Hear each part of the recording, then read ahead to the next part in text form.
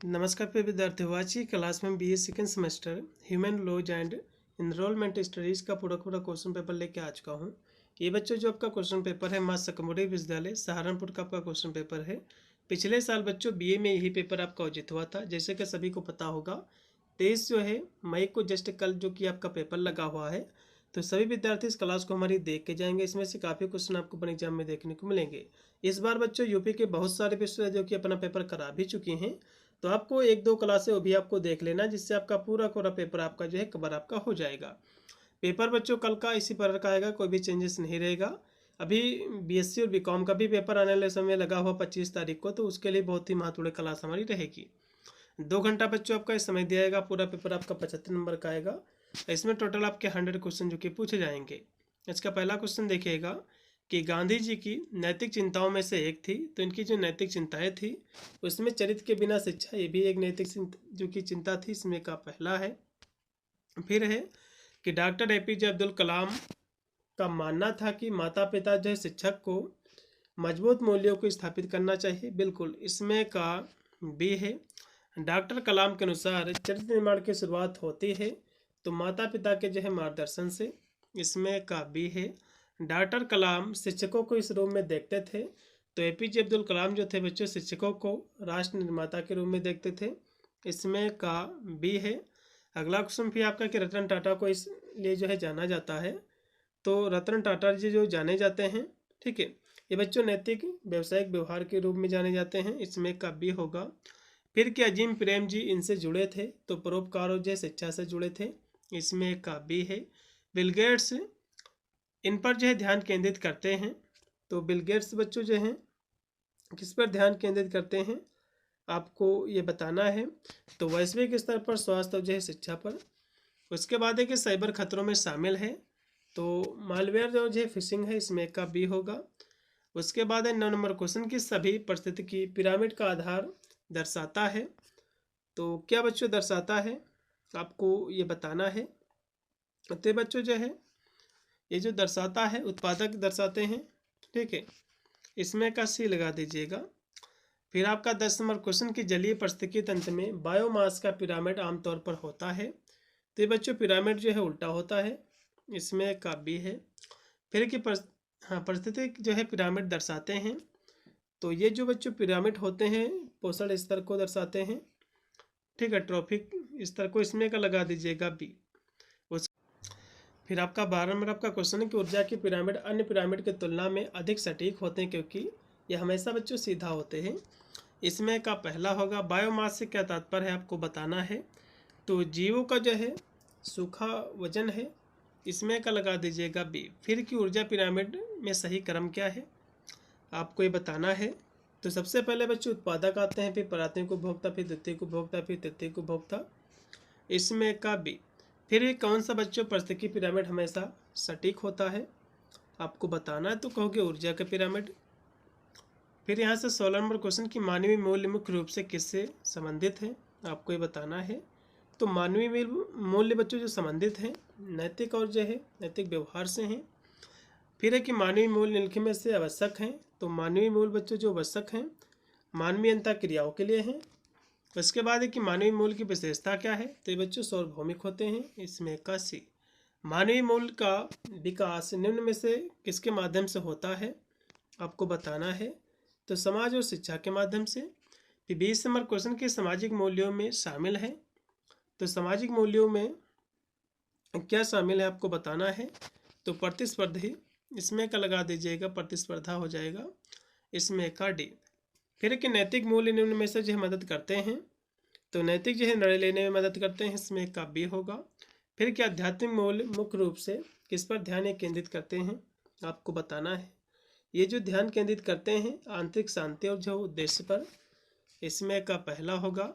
फिर कि आर्थिक मूल्य निम्न में से जो है संबंधित है, तो आर्थिक मूल्य जो संबंधित है निष्पक्ष व्यावसायिक व्यवहार से है, इसमें का बी है। फिर 24 नंबर क्वेश्चन की भारतीय संगठनों में मूल प्रणाली निम्न में से जो प्रभावित होती है, तो बच्चों जो है किससे प्रभावित होती है, तो कहोगे सांस्कृतिक विरासत से। उसके बाद है कि भारतीय संगठनात्मक मूल्य प्रणाली में एक प्रमुख तत्व क्या है, तो सामूहिक बच्चों कल्याण है, इसमें का बी। उसके बाद कि प्रभावी मूल्य प्रणाली में सुधार होता है। तो दीर्घकालीन बच्चों सुधार ये कैसे होता है, 26 नंबर की बात करें तो कर्मचारी प्रतिबद्धता से, इसमें का बी लगाइएगा। संगठनों में नैतिक नेतृत्व जो है बढ़ावा देता है, तो दीर्घकालीन स्थिरता को, इसमें का सी होगा। उसके बाद 28 नंबर क्वेश्चन के इनमें से कौन सा मूल्य आधारित व्यवसायिक सिद्धांत है, आपको बताना है। तो पारदर्शिता है।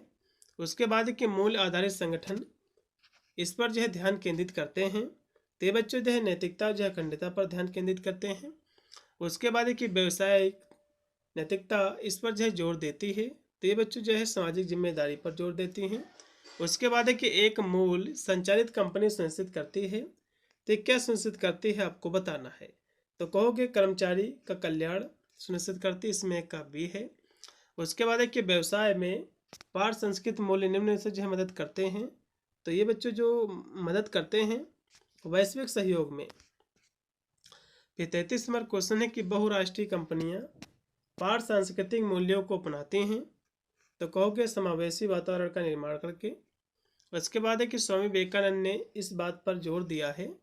तो इन्होंने बच्चों जो जोर दिया है चरित्र निर्माण पर जो है जोर दिया है, इसमें एक का बी है।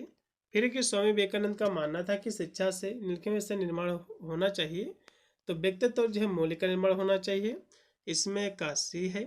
फिर कि यूके रिश्वतखोरी अधिनियम ये जो है किस पर ध्यान केंद्रित करता है, आपको बताना है। ये बच्चों जो ध्यान केंद्रित करता है वैश्विक स्तर पर जो भ्रष्टाचार है उसका मुकाबला करना, उस पर ध्यान केंद्रित करता है। फिर कि साइबर सुरक्षा सुनिश्चित करती है। तो ये बच्चों जो है सिस्टम की सुरक्षा सुनिश्चित करती है। उसके बाद कि भारत में स्थिरता पर ध्यान केंद्रित करता है। तो भारत में स्थिरता जो है किस पर ध्यान केंद्रित करता है, तो आर्थिक विकास और जो है संसाधन संरक्षण पर। उसके बाद है कि व्यवसाय में आध्यात्मिक नेतृत्व जो है बढ़ावा देती है। तो सद्भाव जो है नैतिकता को, इसमें का लगा दीजिएगा, बी पूर्णतः राइट है। उसके बाद है कि आध्यात्मिक मूल्य कार्यान्वयन की एक विशेषता क्या है, आपको बताना है। इसकी भी जो विशेषता है आंतरिक परिवर्तन हो जाएगा। फिर कि संगठनात्मक जो है मूल्यों को लागू किया जाता है, तो सांस्कृतिक राजनीतिक व्यवहारिक स्तर पर, इसमें का बी है। किसी संगठन में मूल्य कार्यान्वयन जो है इनमें से शामिल है। तो इसमें बच्चों जो है लगातार कार्यवाही और जो है नेतृत्व शामिल है। आध्यात्मिक मूल्य व्यवसाय को इस प्रकार प्रभावित करते हैं। तो ये बच्चों इसको जो प्रभावित करते हैं नैतिक शक्ति को बढ़ाकर। फिर कि CSR का फुल फॉर्म क्या बच्चों, तो कॉर्पोरेट सोशल रिस्पॉन्सिबिलिटी। ये क्वेश्चन आपके एग्जाम में जरूर बनेगा। फिर कि CSR की एक विशेषता क्या है, आपको बताना है।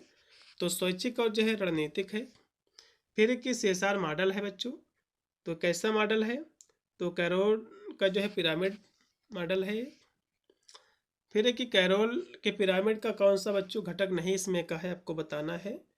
तो आर्थिक कानूनी नैतिक इसके घटक, लेकिन पर्यावरण इसका घटक नहीं है। उसके बाद है कि CSR का अर्थ क्या है, आपको बताना है।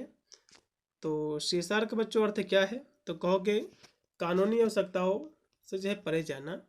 CSR में कानूनी जिम्मेदारी का अर्थ क्या है, आपको बताना है। तो कानून के शासन का जो है पालन करना। कॉर्पोरेट जो है प्रशासन से क्या तात्पर्य है, आपको बताना है। तो संगठनों का जो है नैतिक प्रबंधन है। उसके बाद है कि अच्छा जो है कॉर्पोरेट प्रशासन सुनिश्चित करता है। तो पारदर्शिता जो है जवाबदेही को। उसके बाद कि रतन टाटा को उसके जोर के लिए जो है जाना जाता है। तो रतन टाटा जो जाने जाते हैं, ठीक है, किस रूप में जाने जाते हैं, तो ये बच्चों जो है नैतिक शासन के रूप में जाने जाते हैं। उसके बाद है अजीम प्रेम जी की संस्था निम्न में से जो है कार्य करती है।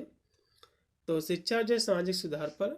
बिल गेट्स संस्थापक है बच्चों, माइक्रोसॉफ्ट के हैं, इसमें का सी पूर्णतः बच्चों आपका राइट हो जाएगा, माइक्रोसॉफ्ट। उसके बाद है कि कौन सी कंपनी भारत में CSR और गवर्नेंस का मॉडल है, तो कौन सी बच्चों कंपनी है, तो टाटा समूह है।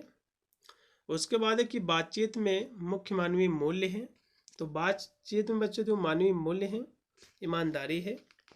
उसके बाद है कि नैतिक दुविधा तब होती है, तो नैतिक दुविधा बच्चों क्या है, सही और गलत में जो टकराव होता है यही होती है नैतिक दुविधा। मूल आधारित निर्णय है। तो बच्चों नैतिकता जो है अखंडता पर आधारित है, इसमें का लगा दीजिएगा बी है। पारदर्शिता का अर्थ क्या है, तो खुला और जो है ईमानदार संचार है।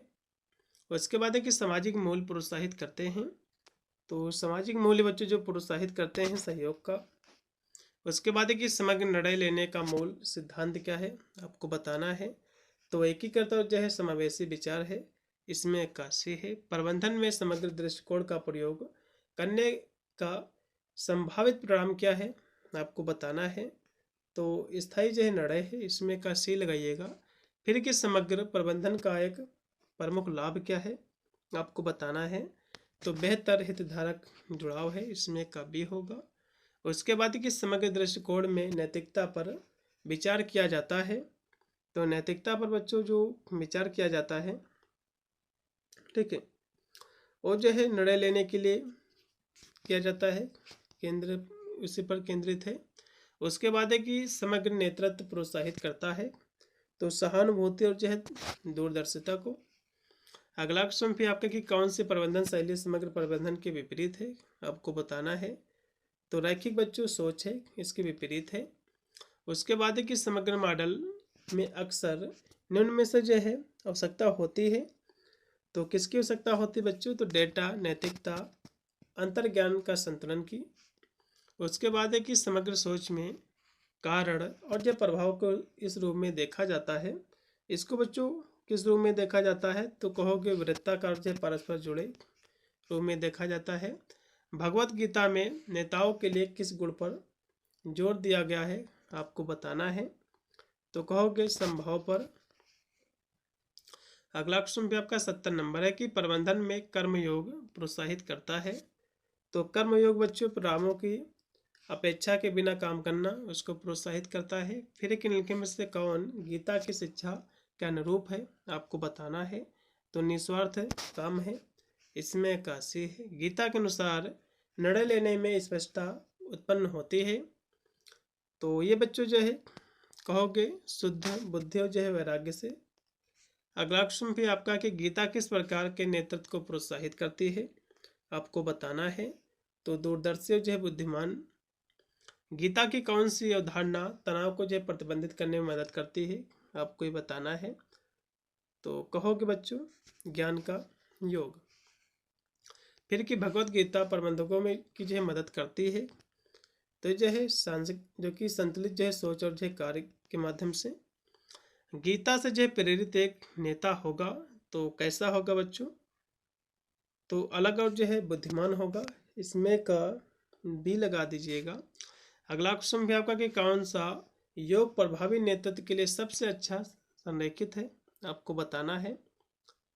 तो कहोगे कर्मयोग है, इसमें का बी है। फिर निम्नलिखित में से कौन जीव मंडल की जो कि कार्यात्मक इकाई है, आपको बताना है। तो पारिस्थितिकी तंत्र हो जाएगा बच्चों, इसमें का बी है। फिर कि पारिस्थितिकी तंत्र का प्राथमिक कार्य क्या है, आपको बताना है। तो ऊर्जा प्रवाह को बनाए रखना, इसमें का डी है। अजैविक घटकों में निम्नलिखित में से सभी को छोड़कर, इसमें जो है सभी अजैविक घटक हैं एक को छोड़कर। देखो बच्चों जैविक और अजैविक घटक आपके होते क्या, इसको समझ लीजिए।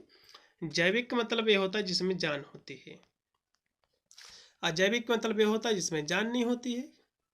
तो जैविक जैसे कि पेड़ पौधे आपके, जानवर, मनुष्य। अजैविक क्या है, जैसे कि मिट्टी, जल, वायु, ये सब क्या अजैविक हैं। तो अजैविक घटकों में जो है निम्नलिखित में से छोड़कर सभी शामिल हैं। तो मिट्टी भी अजैविक घटक है, पानी भी है और तापमान भी। लेकिन जानवर बच्चों जो कि जैविक घटक है, क्योंकि जानवरों में बच्चों जान होती है, इसलिए इसमें 81। फिर की पारिस्थितिकी तंत्र में उत्पादकों को निम्न में से के रूप में जो है जाना जाता है। बच्चों हम उत्पादक को स्वपोषी कहते हैं क्योंकि ये अपना भोजन स्वयं बनाते हैं। फिर कि उपभोक्ता प्रत्यक्ष और अप्रत्यक्ष रूप में इन पर जो निर्भर करता है। तो बच्चों जो निर्भर करते हैं, किस पर निर्भर करते हैं, तो कहोगे उत्पादक पर, इसमें का बी है। फिर कि अपघटक निम्न में से भूमिका निभाते हैं, तो ये बच्चों भूमिका निभाते हैं पोषक तत्वों का पुनर्चक्रण करके। उसके बाद एक निम्नलिखित में से कौन सा पारिस्थितिकी तंत्र का कार्य नहीं है, तो कौन सा बच्चों इसका कार्य नहीं है, आपको ये बताना है, ठीक है। तो कहोगे बादल निर्माण करना इसका कार्य नहीं, और सभी इसके कार्य हैं। वन पारिस्थितिकी तंत्र इसका उदाहरण है, तेज है प्राकृतिक स्थलीय पारिस्थितिकी तंत्र का है, इसमें काशी है। तालाब पारिस्थितिकी तंत्र में शामिल है, इसमें बच्चों क्या शामिल है आपको बताना है। इसमें जो है मछली, पानी, ये सभी इसमें लगा दीजिएगा। ट्रैफिक स्तर जो कि दर्शाते हैं, ये क्या दर्शाते हैं, तो खाद्य श्रृंखला में भोजन की स्थिति को। उसके बाद है कि खाद्य श्रृंखला में ऊर्जा प्रभावित होती है, तो ऊर्जा जो प्रभावित होती है बच्चों, ठीक है, ये उत्पादक से उपभोक्ता तक, इसमें का लगा दीजिएगा सी। उसके बाद है कि खाद्य जाल है, तो खाद्य जाल क्या है आपको बताना है। तो खाद्य जाल बच्चों, खाद्य जाल जो है खाद्य श्रृंखलाओं का एक नेटवर्क होता है, इसमें का बी है।